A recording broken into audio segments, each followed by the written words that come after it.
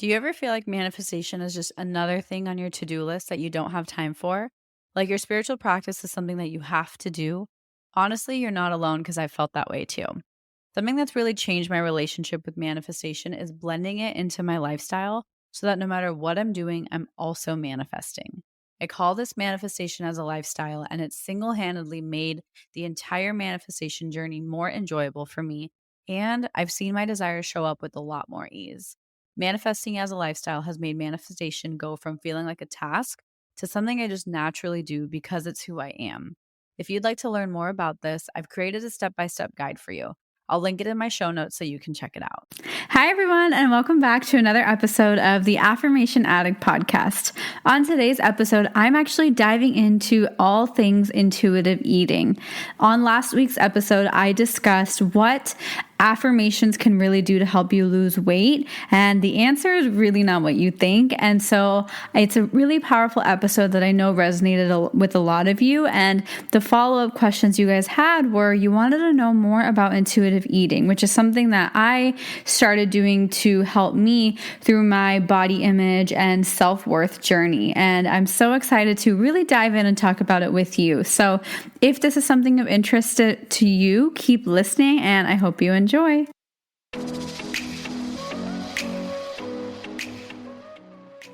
You're listening to the Affirmation Addict podcast with Payal Agarwal. This podcast will teach you about the power of affirmations while making manifestation easy and accessible for you in order to enhance your spiritual consciousness. Thank you so much for being here, and I'm so excited to dive into today's episode. Actually, wait, before we get started, I wanted to check with you. Have you heard about my new app? It's called Affirm It, and it's your one-stop shop for all things affirmations, manifestation, and self-healing. I really have been wanting to create something for you that truly empowers you to realize that you genuinely have everything you need within you. You don't need me. You don't need any other coaches. This app genuinely has everything you need to get that life that you've been trying to manifest. And it has gentle daily reminders, guided audio affirmations, sleep affirmations, affirmation reminders, and so much more good information, good energy, and so many things that I know will help you manifest your dreams. Because I'm so grateful for you, I'm actually offering you a free 7-day trial. And this is a genuine 7-day trial. That means you don't have to type in your credit card. You won't be automatically charged. There's no ads, and you get complete access to the app as if you've already subscribed to it. So if you do want to learn more about the app, head over to affirmation-addict.com/app, or if you're ready to dive in, head over to the iTunes App Store and search for Affirm It. The Android version will be coming soon, and as soon as it's ready, I'll be sure to let you know. Now we can officially dive into today's episode. All right, welcome to today's episode, and I'm so excited because this episode is something that I'm actually super passionate about, and I don't talk about it very often on my page just because I'm not completely 100% focused on body image and wellness, so to speak, and how we react with food. I more so talk about our mind, so I think it's going to be a really fun episode for me to share what I know about intuitive eating and how I practice it and what I have learned over the years. And one thing I want to preface with is, one, I am not a expert on intuitive eating. This is through my own personal practice, through my own research, through my own learning. So if this doesn't align with you, it doesn't have to. It's just what I do, what I've learned, and what I have noticed in my personal journey. And I just wanted to say that because things with health and wellness sometimes can be a little more kind of touchy and a little more science-based, medical-based, even though there's a ton of science-based information about intuitive eating. So, and I will talk about that. But what I want to do first is talk to you about what intuitive eating really is. So my definition of intuitive eating is it's basically an approach to eating not based off of diets and what foods impact you or counting macros or counting calories, but more so tuning into your body and listening to your body and listening to what your body really needs.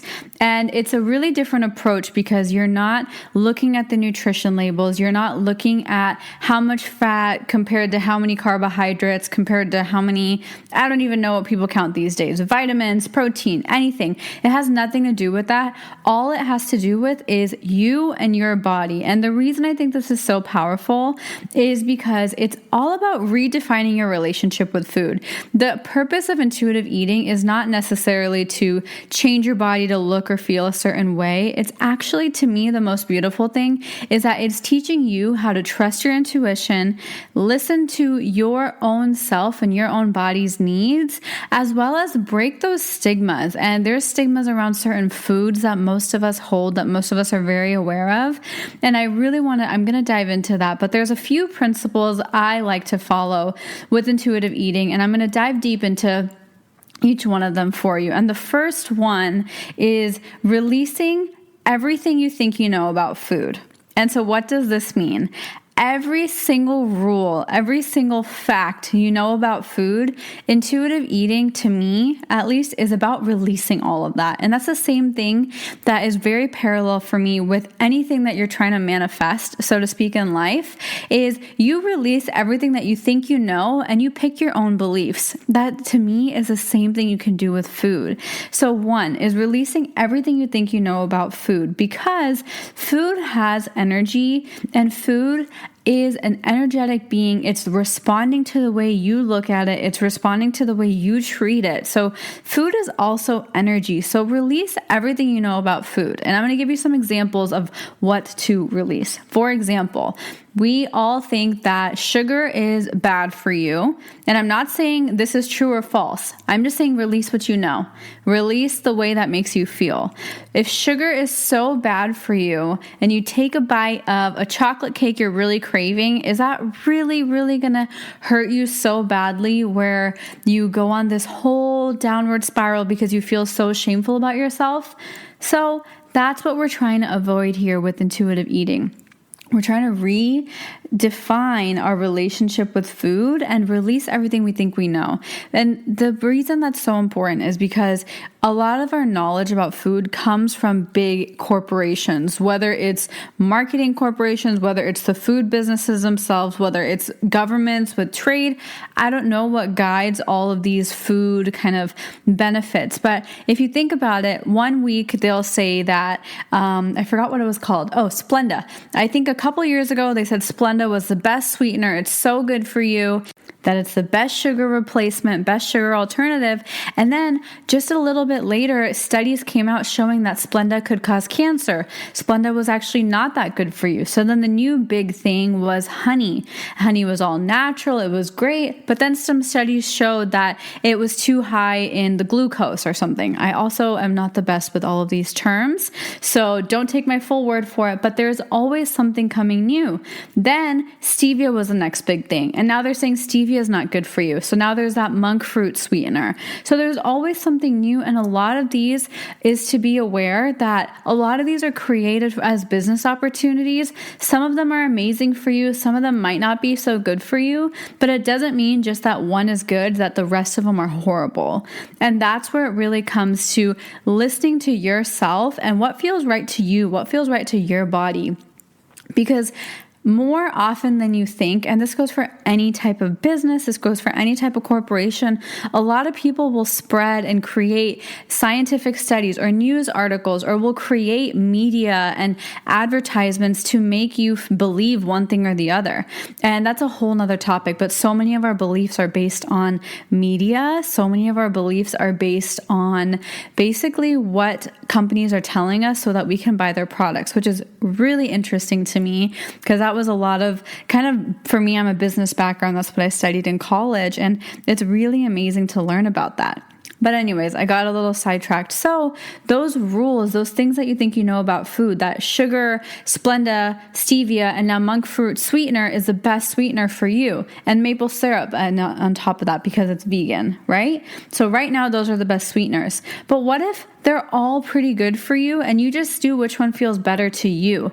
And if you want to hear my story, I personally think I don't like stevia. I don't like Splenda because they don't taste good to me. I feel like they taste like chemicals and they're not natural. So I prefer maple syrup or honey. Maybe it will spike up my glycemic index, and that's okay, but those feel better to me. And that's just me, and my story works for me and your story works for you. So don't allow your food definitions and your food knowledge to be influenced by everybody else around you. Do what feels good to you. For example, there was also the really big kale kick and the big spinach kick, and now it's changing over to like arugula and all these other greens. And that's a wonderful thing, but it doesn't mean you have to shun the rest of those, and those are the only foods that are going to be good for you. Just realize that a lot of this is marketing. A lot of this is just businesses trying to promote different things and things that have been around for ages. For example, turmeric. I grew up drinking turmeric and milk, which is now known as those golden milk lattes. I hated them growing up. And now that turmeric milk is trendy, I can't even drink it still because I have those horrible memories from when I was little. I can't even fake liking it. So I really want you to have enough power, have enough strength to pick what feels good to you, to pick what resonates with you. Don't do and have a relationship with food because it's trendy or it looks pretty or everybody else is doing it. What actually feels good to you? What makes you and your body feel good? That's really what it's all about. So that's really what I mean about releasing everything you think you know about food, because those things that you think probably aren't even your thoughts, and you might have forced yourself to like it because, oh, it's good for you, or you might have stopped eating it because, oh, it's not good for you. You're allowed to change that. That's what intuitive eating is all about. Intuitive eating is tapping into your body. And the reason this is so important is because your body knows exactly what it wants. Your body is your temple. Your body and your conscious and subconscious mind know what's best for you. They know how to heal you. They know how to take care of you, and they know how to react to the different foods you put in your body, and they'll react positively to the ones that are good for you and negatively to the ones that are bad for you. So that's really what you need to watch more of. And I'm going to talk about that in the last principle, actually. So the next one is define these foods according to your body. So for me, I know that flour is so good for me. Okay, but technically speaking, flour is bleached. Flour is chemically made. It's not naturally found, and it's not healthy, right? Everybody, especially in India, they say flour is so bad for you, so everything is wheat based. But when I go to India and when I eat Indian food, I cannot eat anything that's wheat based. My appetite is just completely down, and I get so bloated. I literally eat one bite. It's called roti. I eat one bite of a real wheat roti, and I am so full. So anything that is wheat based for me doesn't align with my body. Does that mean it's not going to align with everybody else's body and that's the new diet? No, it's just my body. I am for some reason only able to properly digest flour. I can eat 1,000 tortillas that are made with flour, but I can't even eat one whole roti, which is an Indian version of a tortilla that's made with wheat. So that's my body. And so defining those foods according to your body rather than according to society. Another thing for me is I can eat a lot of raw fruits. I can eat lots of raw fruits and I can eat lots of raw vegetables, but I just really don't like the taste of too many cooked vegetables. If they're too mushy, it just doesn't taste good to me. So I have to maybe cook them a certain way. And that's another thing. That's my body. It doesn't mean that it's going to suit everybody else's body. And one thing with food is defining it how it works for you. So with bread, most people think bread equals carbs, carbs are bad. Most people think pasta equals carbs, carbs are bad. Those are two of my staples in food, and I have literally done an experiment where every single day I would eat bread or pasta, and I wouldn't change anything else in my diet, but I would force myself to eat salads and less carbs. So I was like, you know what? My body is literally really craving these foods, let me just do an experiment. And within that week, I lost weight. And the whole goal of this is not about losing weight. It's more about how you feel. I felt more energized. I felt better. And according to science and according to nutritionists and dietitians, this probably doesn't make any sense, but that's not the point. The point is that our bodies all react differently to different foods. We have different relationships with food. Another thing to kind of think about is, for example, my mom and Tom, they are obsessed with rice. They can eat rice with every single meal, and I can barely swallow without feeling like super heartburny and acidic a spoon of rice.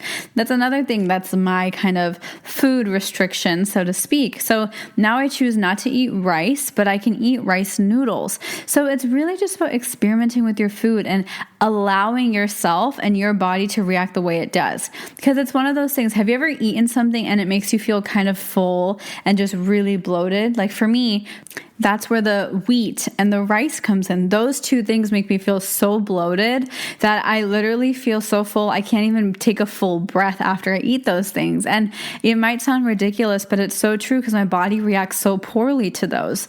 And I know for Tom, he hates mushrooms for no reason, but that just means his body doesn't align with mushrooms. And I love mushrooms, and I would try and force him to eat mushrooms, but he would always just get like an icky feeling. And that's his body just telling him it doesn't work for him. That's all. That's all it is. And so much of the time we try and force and choke stuff down because it's good for us or it's healthy. But honestly, the same way you drink a kale smoothie, the same way it's supposed to heal your body, if you don't enjoy that kale smoothie, it's going to do more harm to you than a quote unquote big greasy burger will. If that big greasy burger is what you're craving and feels good to you, that will literally be able to nourish you more than a kale smoothie will at that moment because of what your body is craving. That's the way it works. It's so much about the way your taste buds are working, the way your emotions are, the way your body is asking you to feed and nourish it, because at different times, at different points in our life, our body wants different things. So sometimes I go on a green smoothie kick, and sometimes I go on literally a pasta, like a creamy pasta kick. And my body just changes based on that. And I love that because I'm able to now listen to my body. So instead of letting other people define your foods, instead of defining your foods because of how they're supposed to be, you watch your body, look at the way your body reacts, and notice what makes your mouth water. What recipes do you tend to look up because it's fun and it's fun to bake, or it's fun to make these really delicious chicken dishes? Whatever it is for you, what feels good to you, those are the foods that your body is really going to start to want. The next thing, which I think is the biggest thing, is disconnecting from the shame that comes with certain foods. And this really goes into kind of those fattier foods, the fried foods, and the desserts. All three of those things, immediately when you think of it, everyone loves them, but we think they're oh so bad for us and they're horrible for us, and that's it. But to be honest, everybody's body, one, reacts differently to the way those foods are eaten. And secondly, the way you look at those foods and the way you feel when you eat those foods is the way that food is going to react in your body. So I kind of mentioned this already with the greasy burger versus the kale smoothie. But for example, if you feel shame that you are enjoying a hot dog on the streets of New York, then that hot dog will probably induce shame in your body of some sort, whether that is weight gain, whether that is breaking out, whether that is just feeling low about yourself. Your body will attract more of that shame because that's the energy you looked at and put into that food. So that's just carrying itself with you. And another thing that I think is really powerful is saying a little affirmation, saying a little thing of gratitude, whatever you're kind of working more towards when you're eating that food. So for me, if I am starting to feel shame, before I eat that food, I'm like, you know what? This food is going to nourish me in exactly the way it needs to. And I enjoy eating this food. Normally for me, if I am trying to kind of watch what I'm eating for some reason because I don't feel good, but I'm still craving that sugary kind of chocolatey dessert, I will say that affirmation before it because I'll allow my body to take the nutrients, take whatever my body is craving from that, and allow it to nourish my body rather than, oh my gosh, I'm going to eat this. It's cheat day. I'm feeling guilty, but it tastes so good. And all those pizza and taco memes because they're not healthy foods and they're good for you. Like that is what I'm really trying to help you eliminate, is the shame that we associate with food. It's such common culture and it might not go away immediately. It's really a journey about you and your relationship with food, because the more you deprive yourself of things that you really want, the more your body is going to crave those, and it's just a downward spiral from there. That's really when I've experienced this too, where the binge eating starts or the sneaking your food starts. I remember this so thoroughly. I think I was in middle school, which is so sad to look back on because I was 13 and I already was having body image issues and I was trying to control what I ate so I could be even skinnier and all of these things. But I also loved sweets and I would feel guilty because if I ate sweets, I would gain weight. And that's obviously what I was trying to avoid as a little 13-year-old. And so I literally remember running into my parents were upstairs, they were working, and I would run into the pantry, grab 5 cookies and stuff them in my mouth. And like literally thinking about that, it's so funny to me. It's so funny to me because like that's like a cute little kid in my eyes, but thinking about the emotion and the kind of mindset that I was in, that is really sad. And that's not fair to put so much shame in just eating a freaking cookie. The girl just wanted a little cookie and that's it. And I felt so guilty. And that guilt wasn't necessarily created because my mom or my dad. That guilt was self-induced. That guilt was from media. That guilt was based on the conversations I was having with my friends.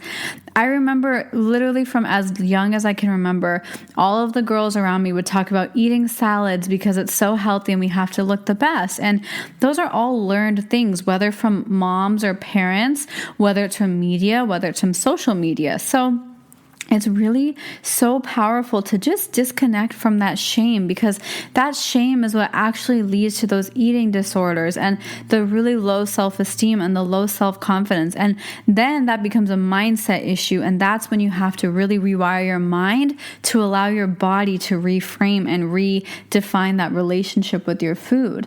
And it's not fair to us to do that, because the more we resist something, the more we persist it. And I remember when I first transitioned into kind of that diet culture into intuitive eating and getting comfortable with that and just like honoring myself, it was hard for me because I would just always crave sweets. And I was like, how does this make sense? How can I be healthy while just eating a bunch of chocolate chip pancakes? Like, how is that possible? But one, I did stay healthy. And 2, those cravings go away. Once you I don't even remember the word. Once you, tend to those cravings. I'm blanking on the word. It's like salivate those cravings, but that doesn't make sense. Once you tend to those cravings, they'll eventually go away. It's basically like you're avoiding something so much that it becomes the most important thing.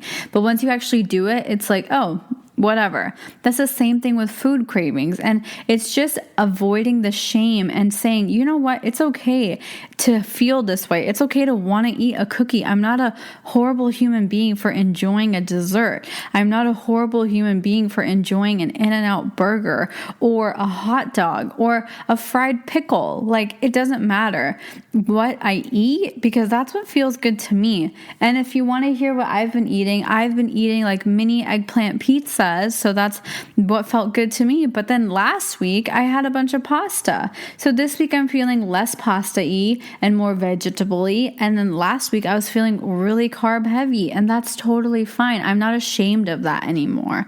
And the biggest thing I think with food is the amount of shame we put on ourselves that no one else sees, because half the time it's in our head and you're just like, okay, just one more donut, one more cupcake. And you're just controlling yourself. And there's so much willpower and stress and just basically you thinking that you're in the wrong for wanting something sweet or wanting something kind of that's fried or wanting a burger. which is not bad for you. It's just the way you are thinking about it. So letting go of that shame through the affirmation I gave you, which is really just talking to your food. Your food is listening. Your food is energy. It feels the way you're feeling, and it's going to just put more of that into you.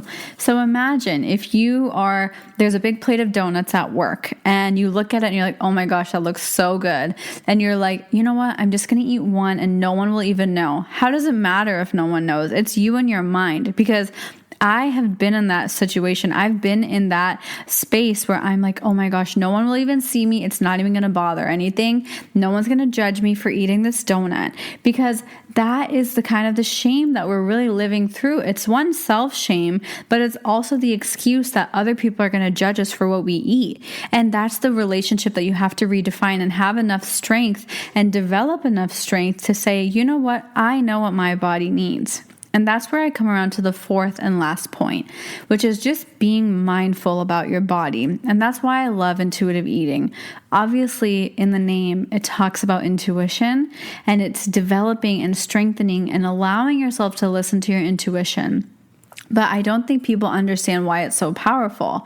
If our bodies have proven powers to heal themselves, like the way if I have a scar, my body knows how to heal that scar. If I'm sick, my body knows how to heal from that cold or that flu.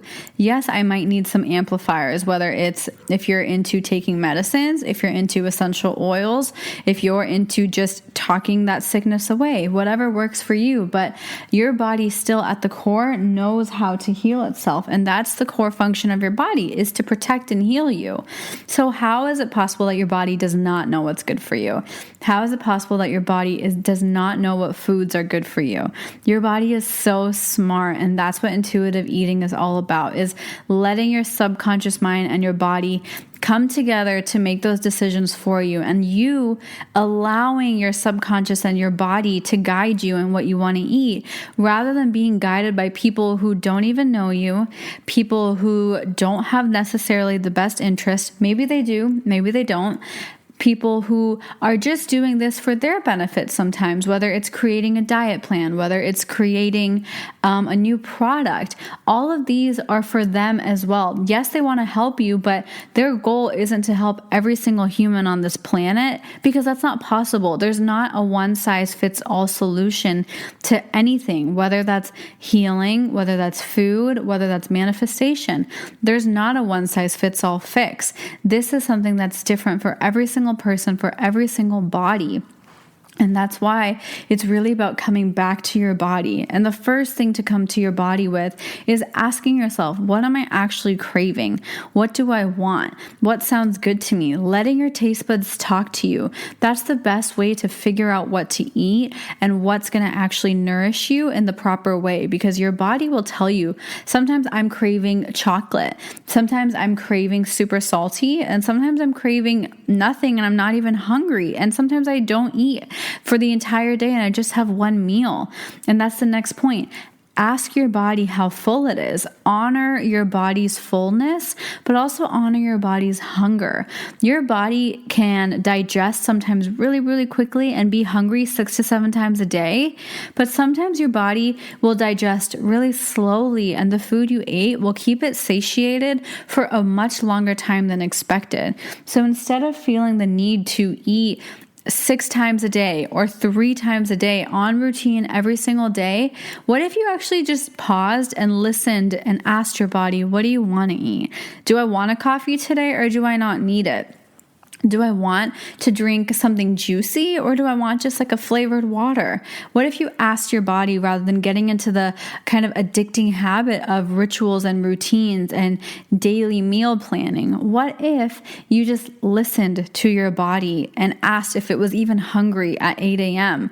Most of the time I realize my body's not hungry until 11, and then I'm hungry again at 3 and 5 and 7. So it's a really weird schedule. It's not necessarily like that all the time. Sometimes I eat 6 times a day, and sometimes I eat 1 time a day. So my body is always changing, and the only factor isn't just my hunger and my stomach. There's emotional factors, there's physical factors, there's stress, there's the people around you, there's the food that's available. Sometimes the food just doesn't sound good to me, and I'm not even hungry because it doesn't sound good. So I'm like, well, I'd rather just not, because I don't want to just stuff myself with something that doesn't feel good to me. So that's really where it comes to honoring your body's truth and honoring the mind that your body has, being mindful of that body, because your body knows what it needs and your body knows you best. Nobody else's body is the exact same as yours. And that's why the way you eat, the things you eat, and your relationship with food is your own. It's not anybody else's to deal with. That's you, between you, your body, and the food. So let your body talk to you. Allow yourself to listen and take back your own power. Once again, I feel like I always come back to this point. It is so powerful to take back your own power and honor that you know what's best for you. Even if it doesn't seem logical, even if it doesn't align with pop culture, even if it's not on trend, even if it's against the trends, what aligns with your body is what is best for you. And that's always going to be that way. Another thing I really like doing is allowing my intuition to guide me. And sometimes when I first started this, it was just a little overwhelming. I was like, I don't know where to start. I don't know how to just automatically start intuitively eating. So the affirmation I gave myself, and feel free to use this. This is for you as well. If you don't know where to start and you want to try just experimenting with this, is I allow my intuition to guide me and I crave the foods that are good for my body. And that's what I think is so important, is to just ask your body. A lot of the times we just try planning it out and how is intuitive eating going to work and this and that. But we just need to take a pause and experiment. Make this fun. Have fun with it. Try it for a week and notice the way you're feeling. And some foods might not be the best for you. Like, for example, some foods that I actually really enjoy give me adverse reactions in certain environments. And that is more so a stress factor. Like, I notice when I'm in Arizona, cheese really doesn't suit me. And I love cheese. I'm not a vegan, I'm just vegetarian, and I love cheese. But in Arizona, sometimes when I'm there, we're moving around so much and I'm a little more stressed because we're juggling a lot of things. So maybe my body in stress mode cannot handle that cheese and can't digest it properly. So there's so many different factors that are always going to be changing.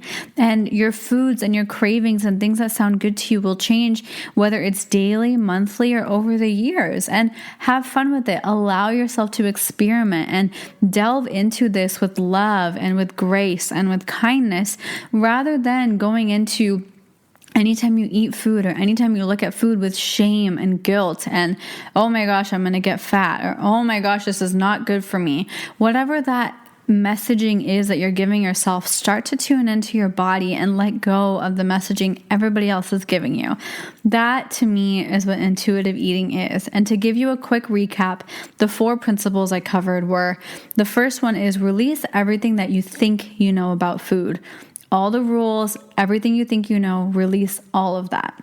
The second one, define foods according to how they work with your body, how they make you feel, how they work when you eat them, how do you feel after that. Create your food definitions based on the way your body works with those foods. Number 3 is disconnecting the shame that comes with certain foods. When that's those common foods that we have, whether it's sugar, whether it's fried food, whether it's really oily food, disconnect the shame that comes with eating those types of foods. And the 4th one is be mindful of your body and start listening to it. Listen to your cravings. Ask your body when it's full. Ask your body when it's hungry. Your body is your guide. Your body knows exactly what it needs. And if you allow your body to teach you and to guide you through this process, it'll be a beautiful way to redefine the way you feel about food. And it's not necessarily about losing weight or looking a certain way. This is just to go in something we do most of the times 3 times a day on average, and just feeling good when you're doing it. I remember for a really huge chunk of my life, for at least 6 or 7 years of my life, food would be like my worst enemy. I would always try and avoid the not so good, quote unquote, foods for me, and I would always try and eat healthy, and it was just a constant battle that was a reminder of how I'm not good enough. Food used to be a really heavy topic for me, and now it's become a beautiful topic, and I cook and I experiment and I allow myself to have fun and play and enjoy food with love rather than with shame. So once you change your relationship with food, which is something we all need to survive, I think it's a beautiful shift that comes with your life because there's so many things that are connected with it. So I really, really hope that this episode was helpful for you. It's something that's really close to my heart and something I practice every day. So if this episode shed some light or inspired you or helped you in any way, please share that with me, whether it's on your Instagram or on my podcast reviews. It would be so helpful for me to know what type of stuff just works for you guys. And I would love to learn more about the different types of things that work for you. And one more thing, speaking of, is that intuitive eating might not be for everybody, and that's okay. This is what has worked for me and has given me the most amount of love in my life. And that's why I wanted to share that with you, because I hope it does the same for you. So this episode is dedicated to you and your relationship with food. And I hope that only flourishes and becomes even more beautiful during the holiday season. So I hope you have a beautiful rest of your day, and thank you for sharing some time with me. Have a good one. Bye. So, how did you like today's episode? I hope you enjoyed it as much as I enjoyed recording it. And before you leave, I wanted to just say thank you so much from the bottom of my heart for spending some time with me. If this episode or any of my content has ever inspired you, it would mean the absolute world to me if you could leave a review in the iTunes podcast app and just share this with someone you care about. The more your guys leave reviews and share this with people, the more I am able to create more content for you, and that's what fuels me and keeps me going. I am so genuinely grateful for the time we shared today, and until next time, I'm sending you lots of love and lots of healing energy. Bye!